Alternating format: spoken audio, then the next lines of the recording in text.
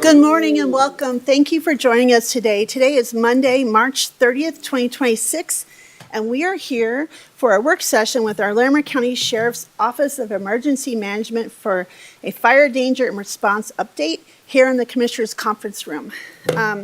Again, welcome. Thank you for joining us today. I'm Larimer County Commissioner Jody Shabagnally, Chair of the Board of County Commissioners, and I'm joined today at the conference table by Commissioner Kristen Stevens. Commissioner Cafalis is on vacation today. And we also have our Lorenda Volker, our county manager.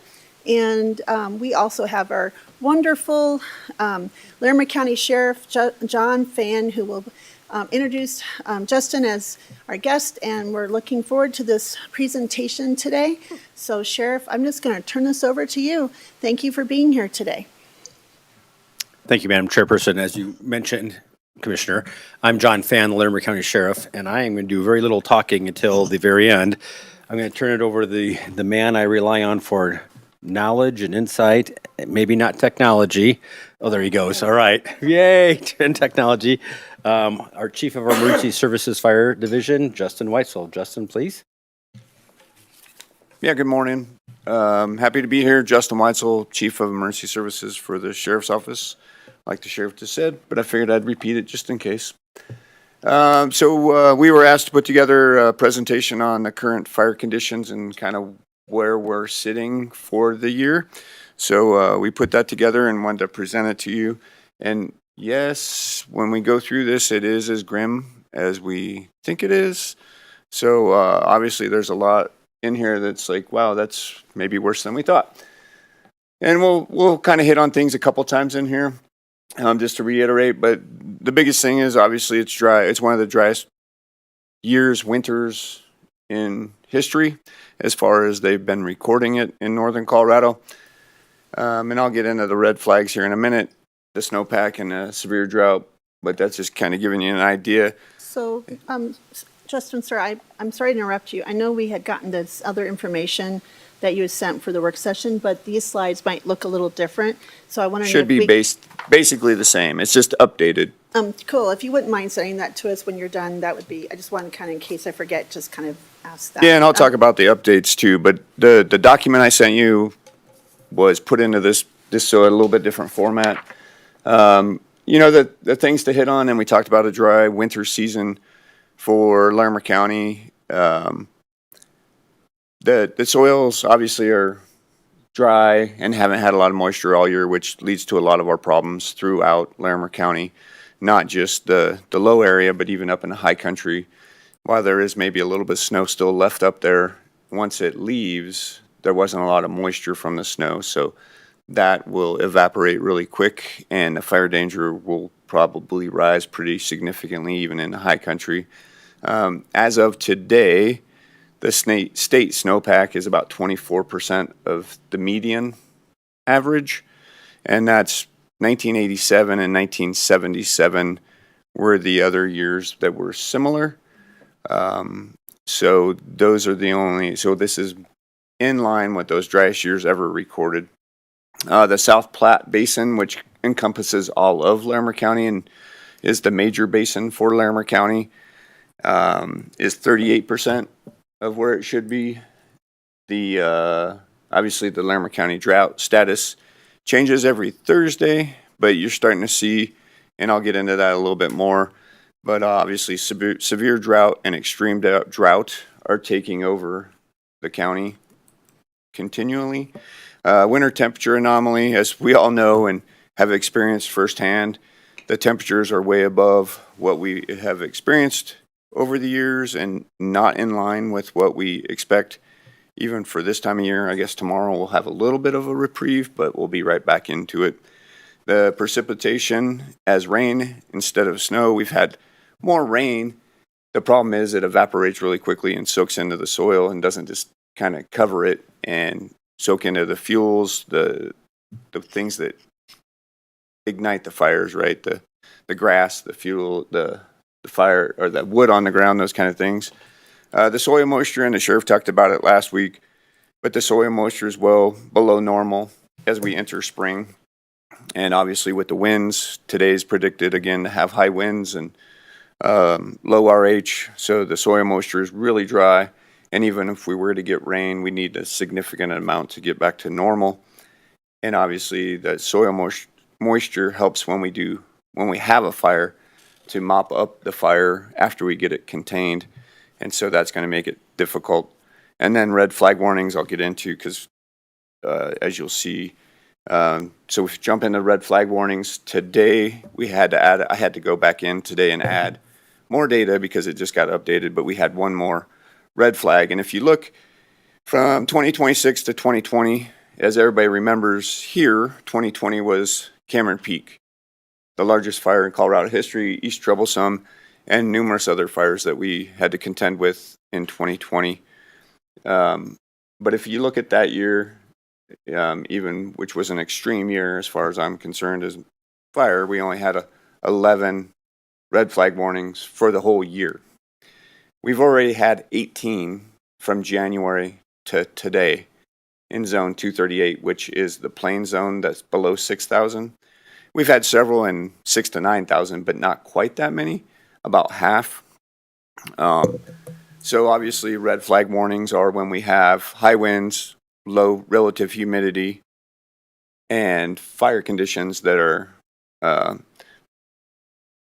help fire spread, basically. So we've already had 18 to date, which is the most we've ever seen, even 2022, which was the Marshall Fire in December. We had 19 that year. We'll probably exceed 19 really easily by before even June, I would imagine. So I'm sorry if I interrupt. I'm trying to remind myself of the year, I think it was 2022, maybe it was another year where you all put 52 fires out and kept them under 300 acres. yes, You were very active, and then we kind of had, well, of course, we reimbursed you for those suppression costs, which it was remarkable how much you did, but that was that same year that we had the 19 red flag warnings. yes, that is true. Okay. So we had about 52 fires that year. I think for this year, and the sheriff talked about it at the meeting last week about the fires that we've already experienced this year. Because of the red flags, because of the high winds, we've already had a rare number of fires at the beginning of this year. And fortunately, we've been able to keep them all below even 100 acres for now, which is great. And we're going to see, the problem is we're going to see a switch flip, and we're not going to know when that day is, but we're going to be like the day before, we're going to be able to keep them small, and then the next day it's going to be like, wow, we cannot catch this one. And it's coming if these conditions persist. So who knows what that looks like. And we'll get into that a little bit as well. And like I talked about, the high winds obviously create problems for us when we have fires as well. The recent Sterry fire in the north part of Fort Collins up by 2025 North College. That was during the high wind day. The sheriff and some of the other folks from the sheriff's office were there doing evacuations, but also trying to get the fire under control with Poudre Fire Authority. So we spent a lot of time on that fire. Obviously, there were a lot of power outages from the winds, and those are going to continue as we go through the year. I would imagine the power companies are still going to do the public safety power shutoffs to try and minimize the fires that we have, and we're working closely with them to coordinate and just make sure we're all on the same page. But we've already had more high wind days at the beginning of this year than we have typically in a full year. So again, we're seeing that as an issue starting to highlight. Can I pause you right there Sure. real quick? Because we had a discussion about this in another meeting about the Pueblo to I-25,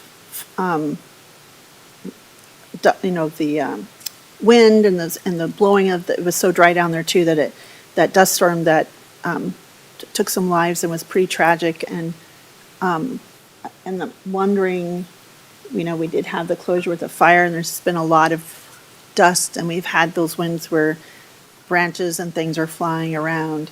And as we get drier, and maybe farmers are trying to farm or turning up some topsoil. How does that work for protection of like I-25 or 287 or some of these really frequently road, if all of a sudden the winds, it's a red flag day and the winds are decreasing visibility? Does it depend on where it's at, or do we have a protocol, or what does that look like for just making sure, since that seems to be happening more, especially with these dry conditions, I'm just, and I know it's not fire related, but it's kind of fire related because it is kind of part of this drought business, so. So, interesting question, a little bit outside of our field, Commissioner. But same kind of thing, like even trying to think of an analogy, like blowing snow, you get those in the wintertime, right? There's no lot of top cover, you get the high winds that come across and the visibility decreases.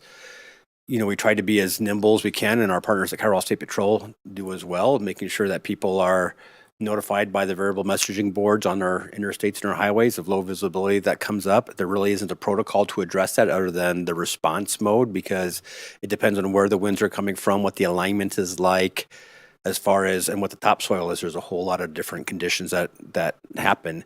Coming to work just even 2 weeks ago, there was a spot over by Harmony where for about a quarter of a mile, it looked like Pueblo here in Larimer County. So people just need to understand, there was a good news article that State Patrol did, a public safety announcement about the express lanes. The express lanes are not the Autobahn, right? And the problems that we are seeing here is people like to draft. They think they're NASCAR drivers. And so they are, one car length at 80 miles an hour or higher speeds behind the person in front of them. Well, that gives them no reaction time should something happen to the car in front of them. So, the best advice we can give, we can't prevent these. Unfortunately, we react to them, but the motoring public can help us in this regard. It's like, give yourself, like my grandma used to say, better late than never, right? And give yourself that following distance. So if something happens and visibility reduces, or an object blows in the roadway and the car in front of you has to stop immediately, that you also can stop to prevent that accident. So that's the best I can give you in that question. And I appreciate that. I know it's a little out of the scope, but I figured it was Colorado State Patrol. But like you said, we have Harmony, we have some county roads, and kind of related but not related, but because it is so dry, I just, trying to get maybe people to think about the other factors that are happening. Yeah. And it's just tragic how that happened. And I have a lot of concerns about a lot of things with what we're heading into this summer. So Yes. Thank you. Please proceed. Thanks for entertaining my question. I appreciate it. Yeah, and one of the things I wanted to highlight with the wind, obviously it's not just the wind that causes the problems, but the wind sucks the moisture, if there is any moisture, out of the soil, out of the fuels, which exacerbate the fire problem. And that's when we have those fast moving fires. And then it's really not trying to contain the fire, it's trying to get people out of the way. We become very defensive in those kind of events, which isn't where we want to be, but that's where we have to pull back to, because obviously public safety and first responder safety is the primary mission at that point. Well, when we start talking about the U.S. Drought Monitor, and the sheriff shared this on his meeting last Tuesday with you all, and it has changed a little bit, but now we're seeing all of Larimer County, and I have the map here in a second for you all to see. But we have shifted to where we're all in D2 or D3, so severe or extreme drought for all of Larimer County. And I think that will continue even up in the high elevations. When you look at and this is prolonged drought, so the KBDI, the drought index that the sheriff talked about last weekend, is a little bit different than the drought monitor, because that's prolonged drought, where the KBDI looks at the top 6 inches of soil, where the drought monitor looks at like how long has it been since we've had significant moisture. So there is a little bit of difference between them, but obviously even in the high elevations where we have snow, we still have significant drought, which is problematic, obviously, like I talked about, once the snow leaves. This is the maps, and here's the other problem. You can see Larimer County there on the right, top right. Larimer County, half of it, almost half is severe, the other half is extreme. And to the southwest a little bit, that's even higher drought. So that should start pushing a little bit north and to the east, unfortunately, throughout the year, just because we haven't seen a whole lot. When you look at the whole country, and the reason I bring this up is when we start talking about the country, and one of the commissioners brought it up last week, but when we start having the rest of the country be hot and dry, they start moving the national resources around the country on priorities. And you can see Texas, Florida, Oklahoma, they also are experiencing some pretty significant drought. And as we know, Nebraska has had numerous wildfires. They had 3 that were over 800,000 acres this year already, which is unusual, kind of a rare anomaly for Nebraska to have that significant of a fire event. But they start pulling resources away from us unless we're the first. Kind of whoever starts having fires first is the ones who get the resources. There's only so many national resources from the U.S. Forest Service and all of our partner agencies to go around. So if it's a hot and dry year across the country, we're going to have some difficulty trying to get resources into Larimer County. Sorry, I keep pausing you, but Oh, you're good. my head's been spinning with all these things when I started thinking about our presentation day, but also just in conversations I'm having at least once a week. On top of the strain of resources nationally and across this region, with the high winds, which has been, as you showed, the red flag high wind warnings have been 19 so far. Air support, which was really crucial in the Alexander Mountain fire, for suppressing that will be a complicating factor that I'm sure everyone's considering if we ever, heaven forbid, but I mean, we're all bracing for whatever comes, but that would be another maybe complicating factor is the high winds might, even with our statewide resources, might be a limiting factor. The winds might be a restricting factor. Is that? Mm-hmm. So that's accurate. And we talked a little bit about this last week as well, aviation resources. There's some politics that are getting involved. There's some real life world things that are getting involved. As you are aware, I think we talked about this last week, the single engine air tankers, the single engine airplanes that drop several hundred gallons of water on a fire that are quick and nimble and respond immediately. In the summertime, they're typically stationed out of Fort Collins, Loveland. But they're resurfacing for 160 days the runway, and the runway is no longer long enough to support them, so they'll be coming from a distance. So that is a concern of ours. The availability of the DFPC, Division of Fire Prevention and Control's Firehawks, is one of them seems to be working quite well. One of them is, you never know whether it's going to be up and running or not. But the state has, I want to congratulate the state. Since these troublesome and the Cameron Peak fire, they have made a concerted effort to increase air resources here in Colorado. So that is a bonus to us. We are also at the very, very end, we'll talk about future looking at what air resources might look like. And but you're right, high winds will prevent all of that from happening as well. Not to be a downer, but I'm also trying to get the public to think about all these factors, because I'm sure these questions will come up. Well, why aren't you doing something? But I think the wind, as much as we've seen already, is going to be not our friend this year. So it hasn't been so far. Right, 100%. No, and that's a great point about the wind. And when we respond, we always, we want to start out aggressive, but ensuring safety for the public and for our first responders. And so we'll always ask for the aircraft, and it's up to the pilots and the agencies to determine whether the winds exceed their capabilities, but we're always going to ask, knowing that we need that resource, because when we start looking at priorities across the country, if we're requesting aircraft, that only helps our cause if they're saying, hey, it's too high winds. There's a bunch of check boxes that we have to go through to get national resources, and high winds and aircraft availabilities are 2 of those items that we go through. So it's always something that we consider. Yep. And we talked about snowpack, but again, this is getting a little bit more granular when we look at snowpack. Again, it's the record low, 24% across the state. And and that just recently changed. It was, when I looked Friday, it was 61% snowpack for the state of Colorado, and today when I looked, it was 24.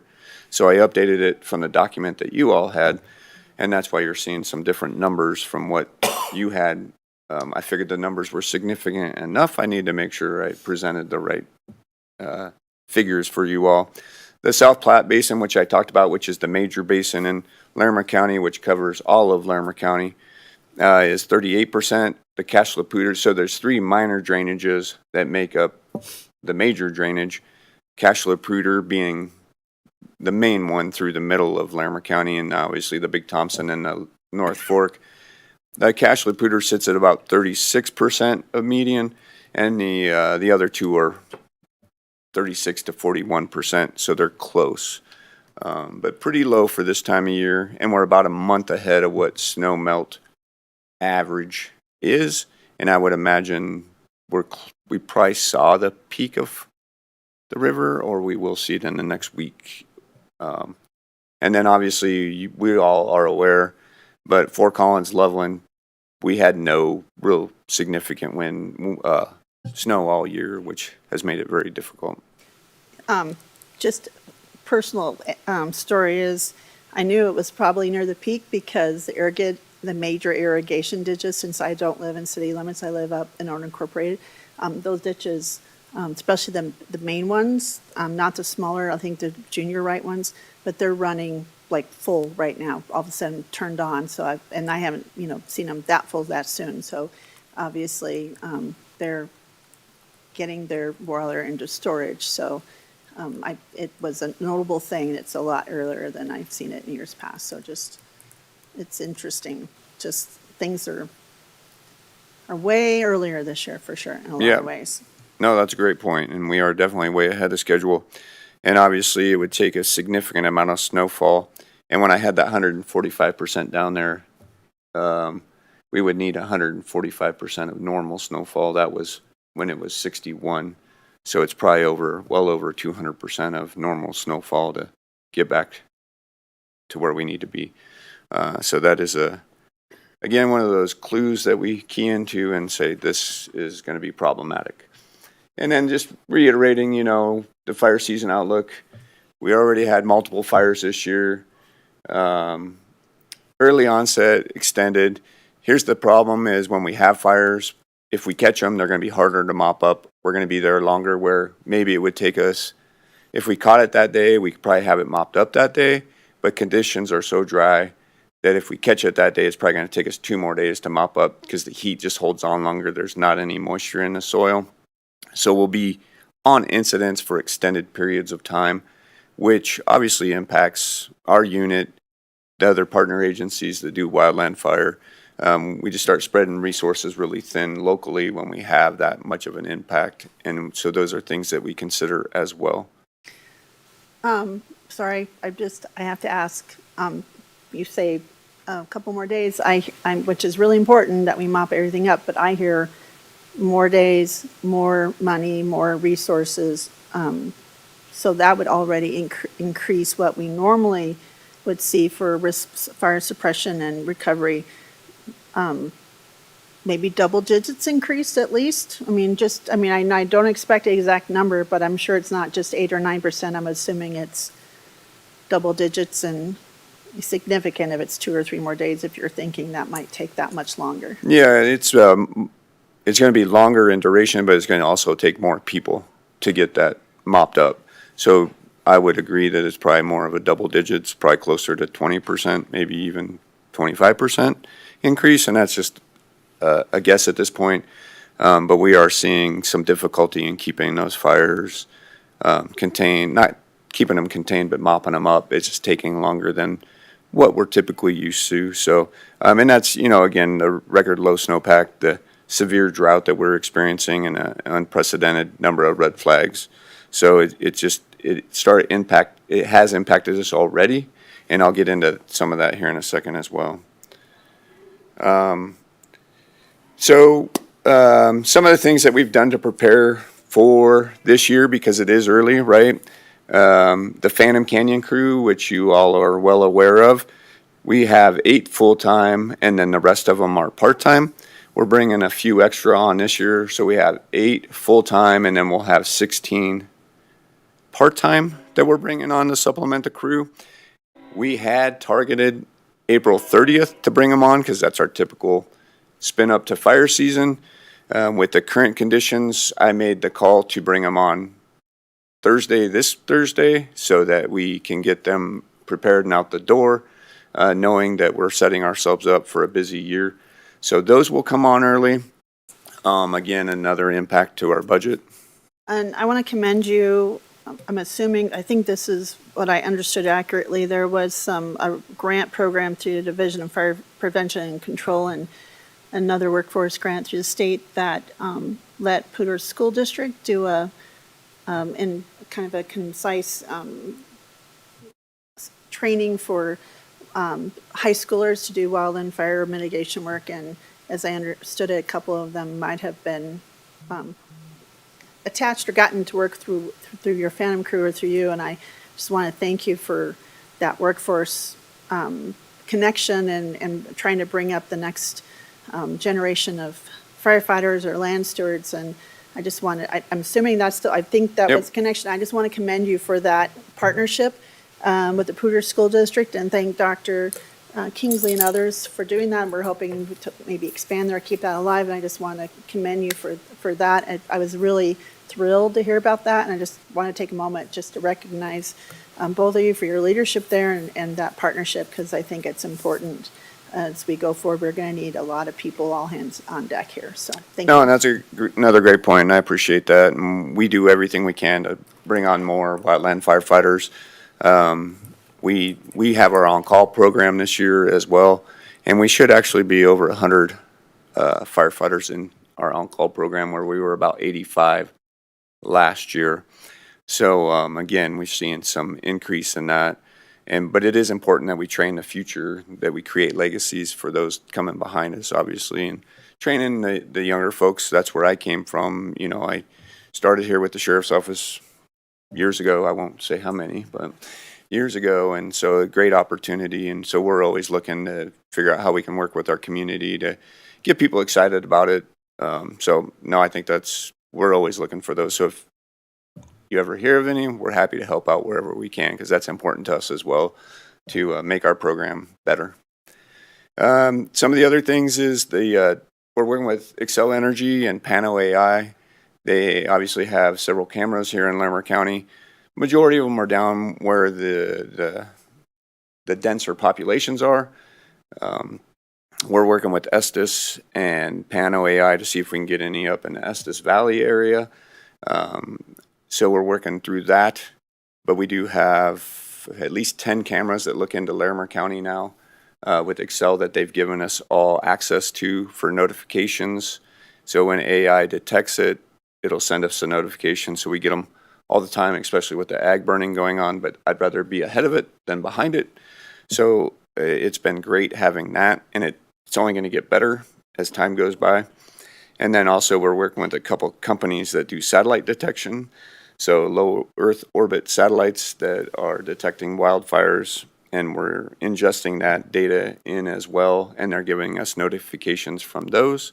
So we're really trying to find and work with the different technology companies that are out there to try and make us better at what we do. And like I've said numerous times, early detection and situational awareness are what is going to help us be more effective and efficient at our job. Did you have a question? Yeah, I do. Sorry. Oh, you're good. I'm just full of questions. It's just, you know where I'm at. So with the 10 cameras and the AI, I know we have different land, we have some land requirements, expectations, and the low Earth satellite, both of those are doing those at no cost, just as a public service. Is that correct, or is that costing us? That's my first question. So the cameras don't cost us, but they do cost Excel. And luckily we've partnered with Excel and Pano to give us access to those cameras. It was something that took a while to get access to those, but they graciously gave us access, and knowing that we can help respond. And we have also shared that with our partner agencies, the other fire departments in the area, to get access to those cameras. So it's been great that Excel's been a great partner, giving us access to those cameras that they have paid for, but it is free to us, paid for by Excel. I'll make sure to. Currently, Some thank yous. Go I'm ahead. going to jump in and be a little Debbie Downer here, right? At any time that goes away, right, then we lose that resource. And I'm going to tell you, Commissioners, one of the places where we have a huge gap in that capability is the Estes Valley. We have no cameras that look into the Estes Valley. We have talked for a long time about finding a partnership with Estes Park, with Rocky Mountain, with the Forest Service, and trying to get a camera up on Prospect Mountain, which is that big, right in the middle by Mary's Lake in downtown. That provides a hub for all the telecommunications for us as well. If we get a wildfire up there, that's a structure, that's a value in place that we need to protect, or we lose all communications in the Estes Valley. Having a camera up there would let us look down 36, Highway 7, Highway 34, into Rocky Mountain National Park, into the town of Estes itself, and we just don't have that capability. So we stop at the Front Range currently. So that's one of the things that because Excel isn't up in that space, that we may be coming to you to ask for some support in the future. Yeah, keep me up to date on Yep. that. I am aware of that situation and I've been gently asking questions. What if? My other question, because this is always, like I said, I live in unincorporated Larimer County, and I know it's important for ag producers and for our agriculture community. This is really important. I know where the law is.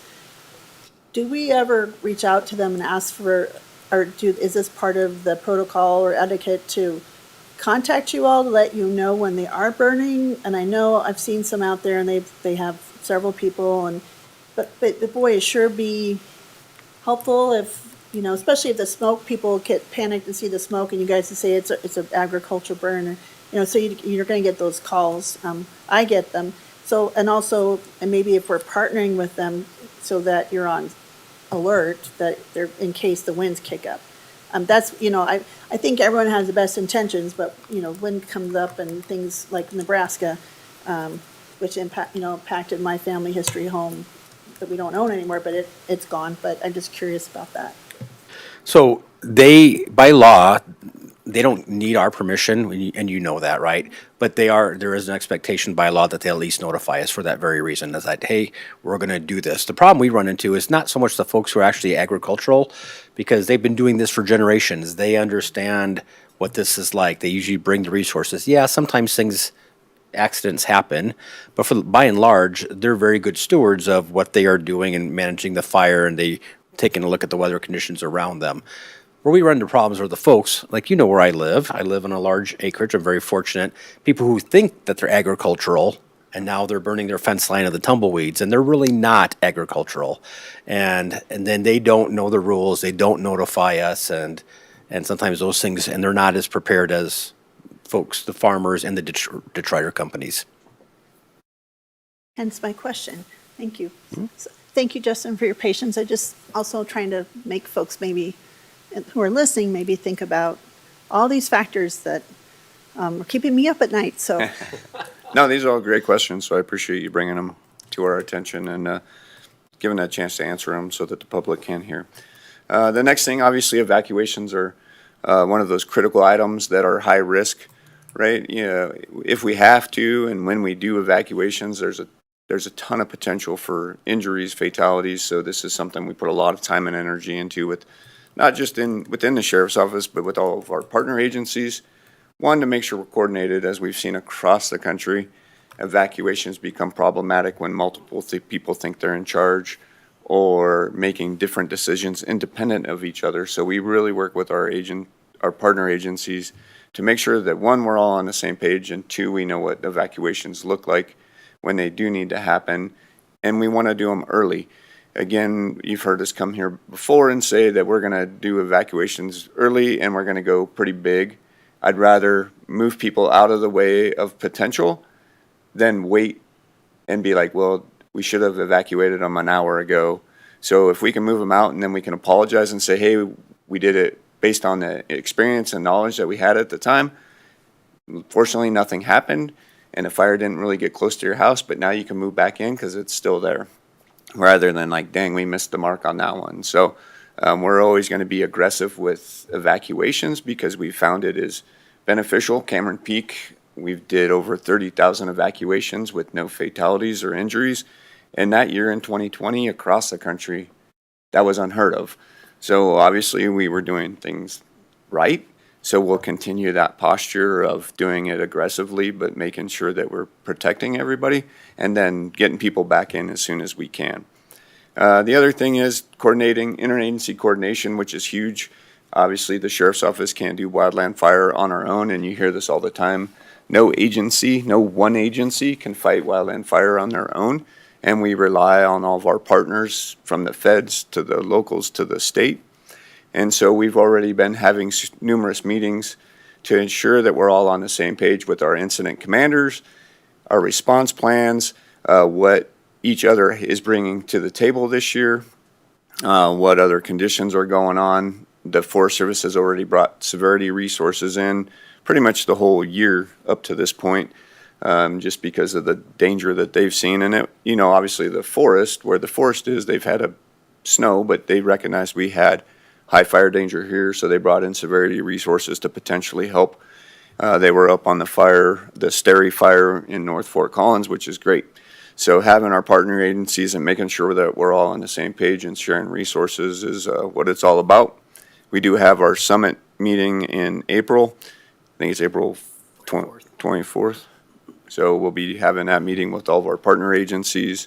There'll be over probably 30 agencies, not just from Larimer County, but also Wyoming, Jackson County, and Weld County are all invited, and Boulder County.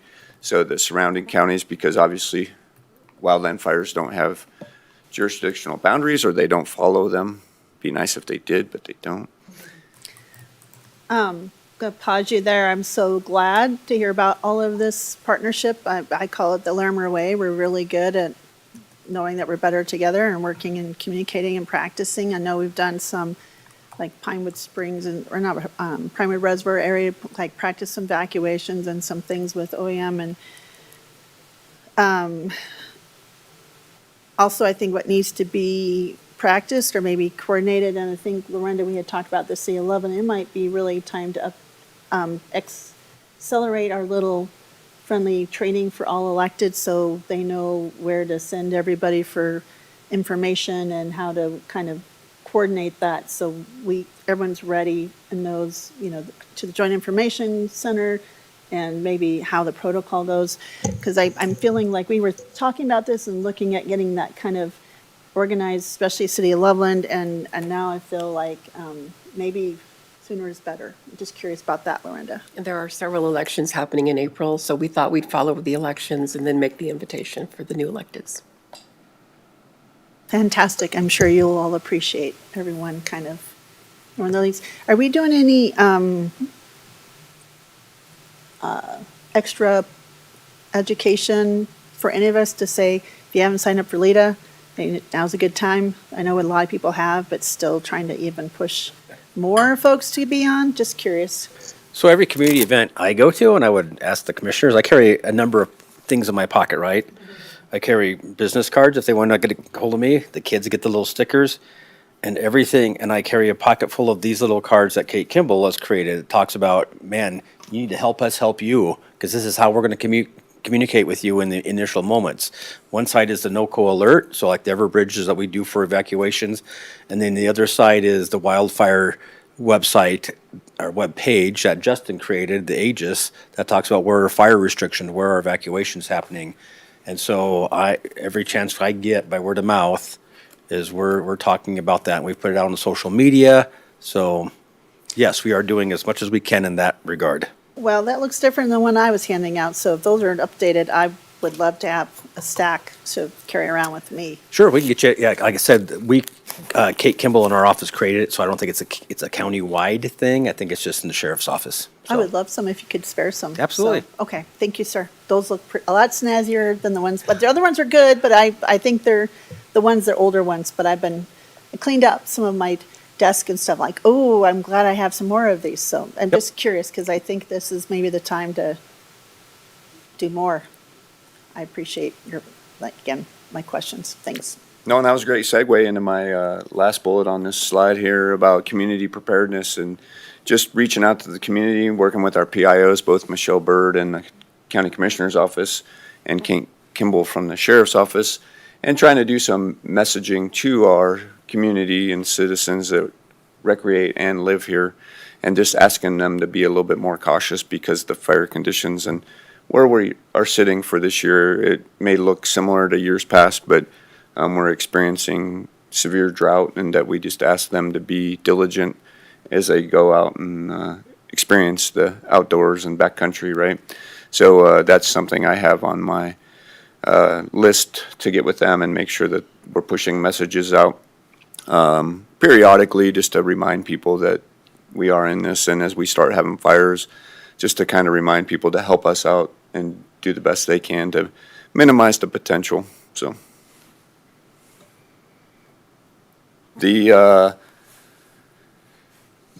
second to last slide I have is we talked about it a little bit, and just the support needed for the Emergency Services Division. And this is really to build out emergency services to be proficient at what we do, especially when we have years like this. And it's hard when you have slow years because you just assume that that's the norm, where I think this is going to be moving into the norm where we're hot and dry and have more fires. But the sheriff and he can speak to it if he wants to expand on it, but the goal is to have a Type 3 team that we can use internally, and the Type 3 incident management team is that incident management team that can hold on to the incident before it goes to a complex incident management. Obviously the Alexander Mountain Fire started as a Type 3 team. We went to that pretty quick. Most of it was internal, but we had some Forest Service personnel. And then the Pearl Fire was the same. It was a Type 3 right out the door, and we never transitioned to a Type 2. It stayed Type 3. But to have that team that we can have in-house minimizes those that we have to bring from outside and wait for them to be here. So if we can build that, that only makes us better at our job and being able to handle incidents locally, which is a huge win for the community, just because everything's internal. The sheriff can continue to do the messaging. Sometimes when we have incident management teams come in and they start doing the press releases, they don't always align with the communities. They don't always align with the county and the sheriff. So it's a lot easier to have a local Type 3 team that can manage that rather than bringing outside resources in.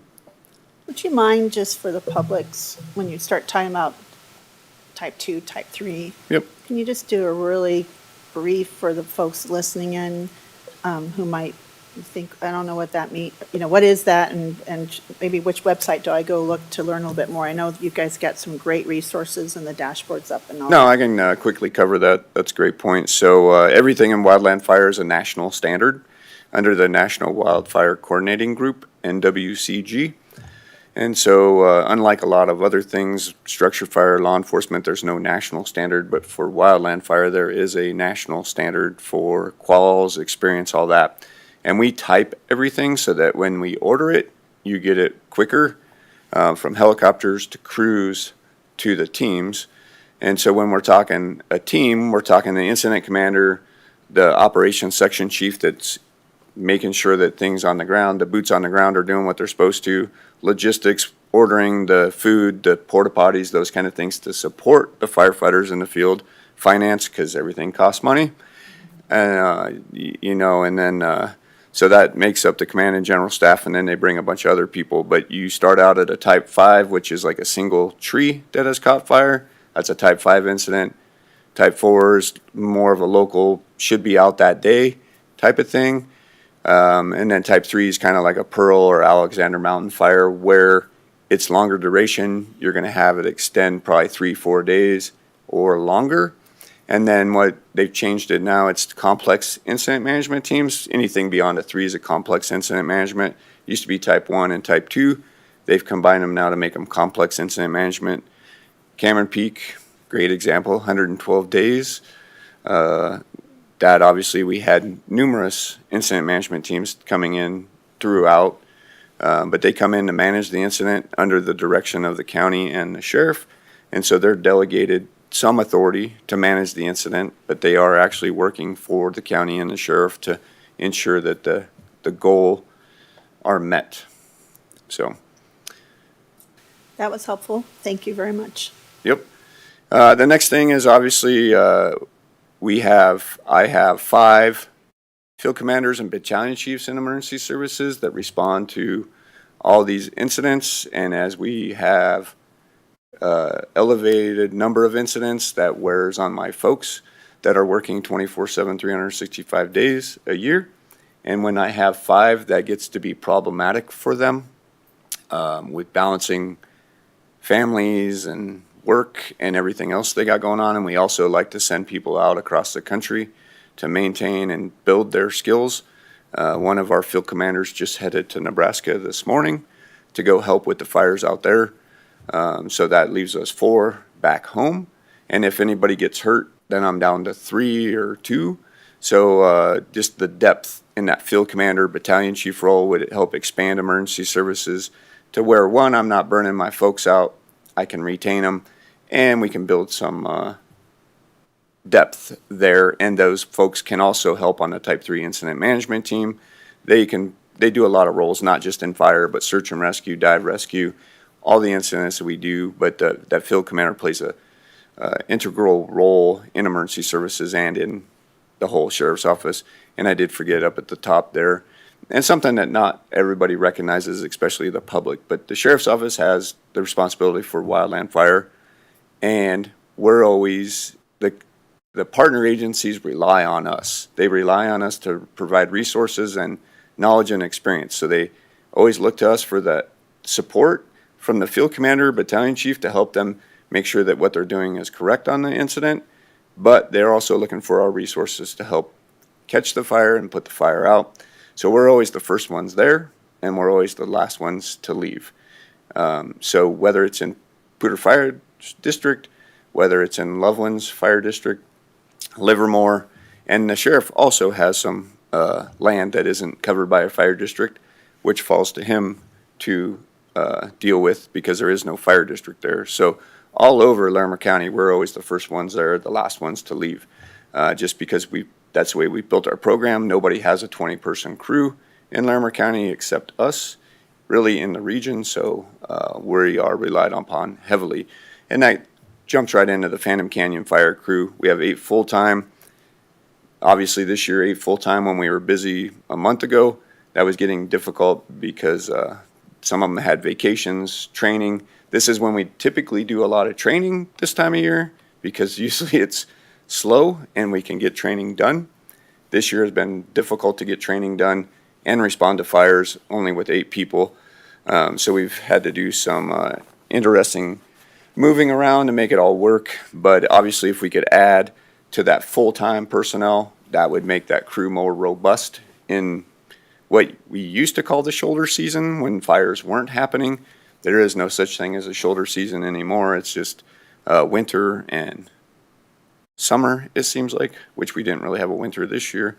But anytime we can add to that full-time personnel, that just helps us be able to have more modular ability to move people to the fire but continue training or put a lot of people on a fire. So Phantom Canyon Fire expansion is essential at some point.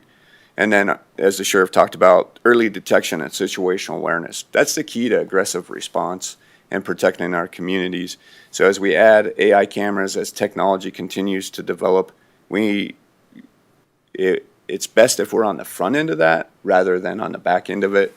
And right now, we are on the front end of it, but there'll be more technology. Aspen Fire Department, I don't know if you saw, but they have 5 drones that have 100 gallons of water capability that they're using to deploy to send to the fires. So there's things like that that are coming out that can help. And so just having a budget or funding to be able to put towards technology, because technology is really going to be what makes us better at our job. So. Thank you. Yes, I was aware of that. I was asking some questions about those drones, and certainly I don't know how they do in high winds either. I was trying to ask those questions, but Not real good. Probably not really good. Sheriff, I just wanted to ask, I think that's a good point about you being first in and last out. Not every county has this kind of structure. We were kind of I don't know, say pioneer in kind of how we do things around here, but it's a little different. in other counties? So I know, because I have some commissioners who, very, like, what? And so I'm wondering if you can explain the special, unique nature of Larimer County's partnerships and collaboration. No, and I appreciate that, Commissioner. I'm going to take a moment to highlight a couple of things. And part of it, unfortunately, has been born out of necessity, right? I mean, we all look at the historical, declared disasters in Colorado, and Colorado seems to be one of the states that has more declared disasters, even counting hurricanes and tornadoes, than any other state in our republic. And Larimer County has led the way in the last 50 years. We always love leading the way. I would be glad to give up this title to somebody else, though, and somewhere else in the county. So we've developed these systems over time and through pains and growing agonies and support of the commissioners and other people that have gone before us, and I'm very grateful for that. So, I mean, you talk about East Troublesome, and you talk about Cameron Peak and the High Park Fire, and just watching all of those grow, that has been the genesis and the vision of the men and the women who have come before us in all of our positions that have led this to get to that point. Yes, we like to be first in, first out. But we have great support from our community partners, and we have 18 fire districts, I believe, all the way from PFA being the largest to some of the smaller ones, where you hope you can get one person to respond on Wednesday afternoons at 2:00 if a call goes out. But they're all actively involved and committed to keeping Larimer County safe.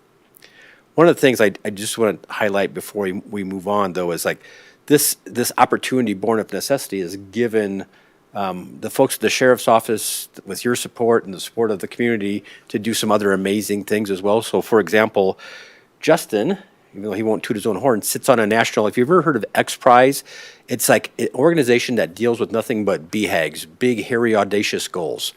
They go out there and they go, okay, there's a lot of space junk from the 60, 70 years of man's exploration of space. How do we clean all the space junk up out of there? And they take these ideas and they and they provide funding to help with that goal. There's multiple of these X Prizes out there. Justin is one of the judges for wildfire mitigation, detection, and suppression across the nation, well, across the world. As a matter of fact, Justin is going to Australia this week for about 3 weeks to look at a couple of these platforms that are being created by this national organization to provide early detection. And that's how we're getting access to some of the things that he has spoken about. So I got to say kudos to him. He's also written a white paper for the International Association of Fire Chiefs and the wildfire groups that talks about nobody does evacuations like Larimer County does. And that's not because of me.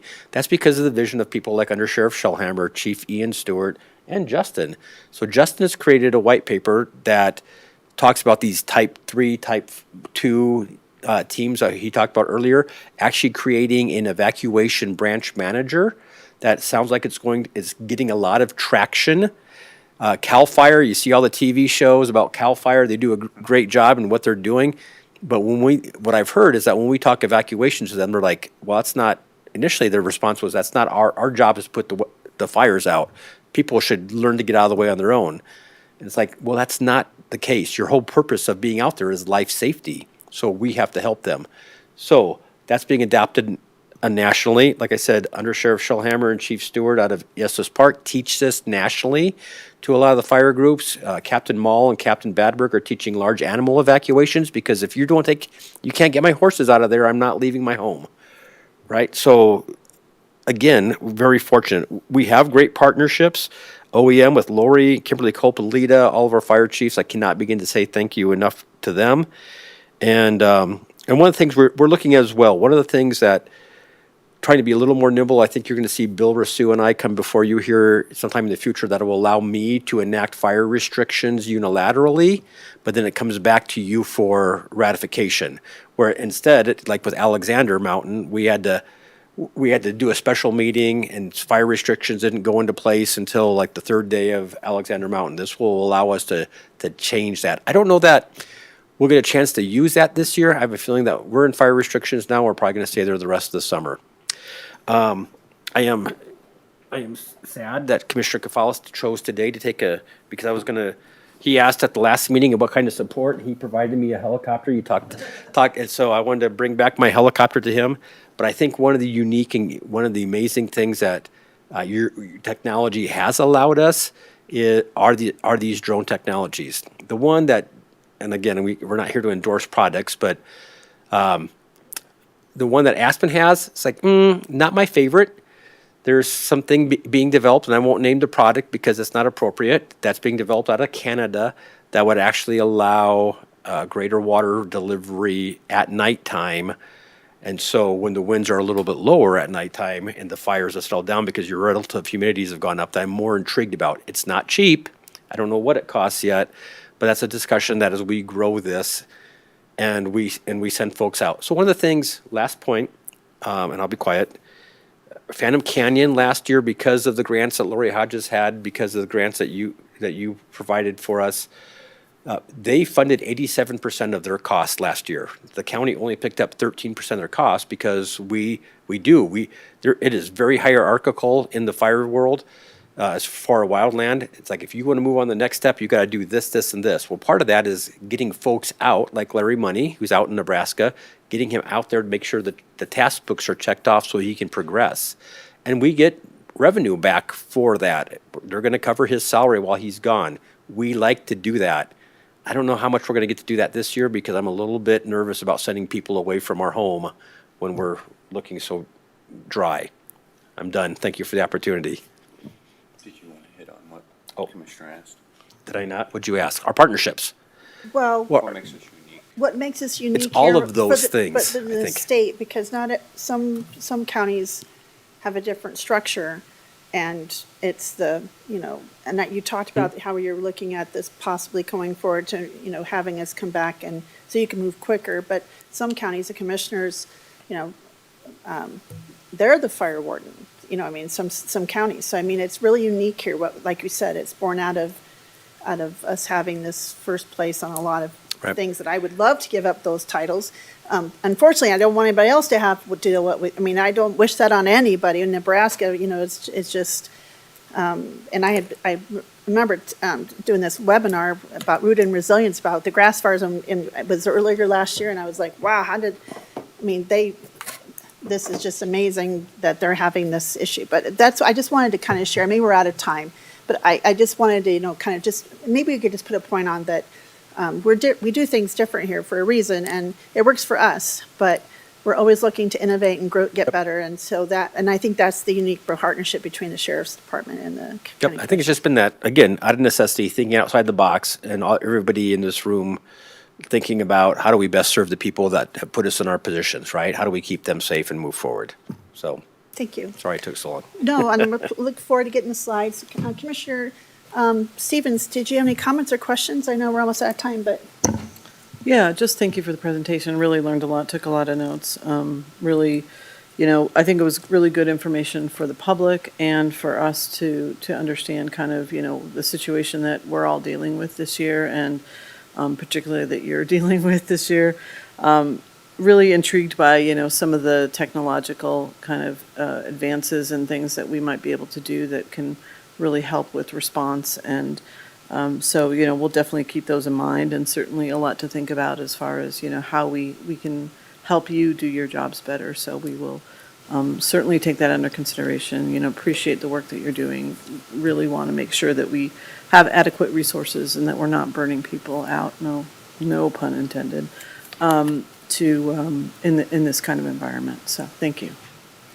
Thank you, Commissioner. Lorenda. I guess I just want to say I hope the public can go back and take a look at some of this information that you've put out, because it is all of our responsibility to care for ourselves. We rely heavily on you all, and we know you're looking for resources to be able to sustain that and keep the community safe.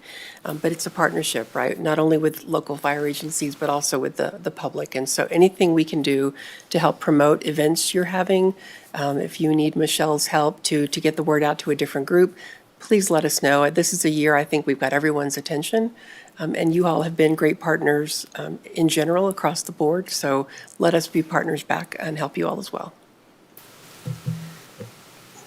Thank you both for a great presentation. Hope to get the slides again, because of those conditions, and just that slide right there is important. I could talk about this for another few hours because I will be talking about it.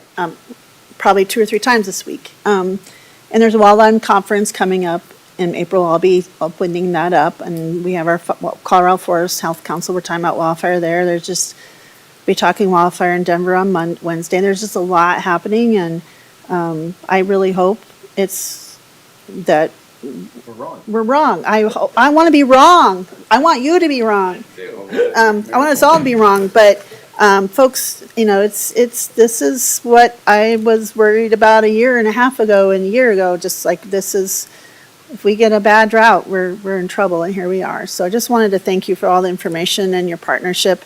And if you want to leave that on Commissioner Gonzalez's desk, you can do that. But certainly, this all comes with resources, and with all the things coming from the federal and state, and how we're trying to look for local solutions for revenue, that's sustainable funding for us to be able to do what we need here. That's a conversation we need to continue to have. So, because the cavalry's not coming, we are the cavalry, and we have to kind of understand that. And so I just want to thank you for your work today, and just appreciate all that you guys are doing, more than probably we realize. More to come. So at 12:01, we are adjourned, and I hope everyone has a great afternoon and a great week. Thank you.